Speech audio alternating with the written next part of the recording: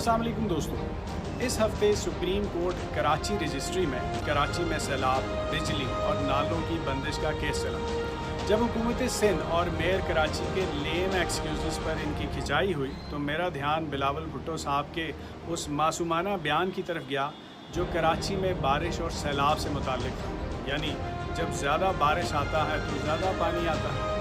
मैंने सोचा कि क्यों ना बिलावल साहब की सहूलत के लिए इनके इस बयान की तशरीह की जाए, शायद कि उतर जाए तेरे दिल में मेरी बात। तो तशरीह कुछ यूँ है कि जब ज़्यादा बारिश आता है तो ज़्यादा पानी आता है, जब नाले बंद पाता है तो पानी सड़कों पे आ जाता है, कूड़ा करकट लाता है और घरों में घुस जाता है, रोटी कपड़ा और मकान सब डूब जाता है। पर तेरा क्या जाता है?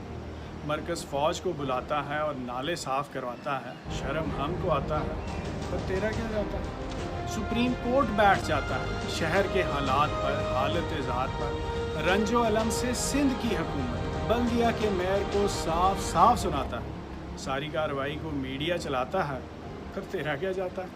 तो वही बात दोहराता है, ज़्यादा बारिश आता है तो ज़्यादा पानी आता है। जब ज़्यादा बातें आता है और काम से जी कतराता है, फिर तेरा यूँ जाता है कि जाला भाग जाता है और एक नारा लगाता है, घर तो सारे डूब चुके, अब किस घर से भुट्टो निकलेगा?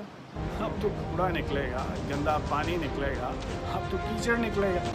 या अल्लाह या रसूल माफ़ कर मेरा कसूर, मरसूं मरसूं फेर ना करसूं। यूँ वोटर भाग जाता है, तू नाना नाना करता है, वोटर तो बनाना करता है। ना नाने का नाम बिकता है, ना बाबे का भार चुकता है। वो जो सदके बारी जाता था फिर कन्नी कतराता है।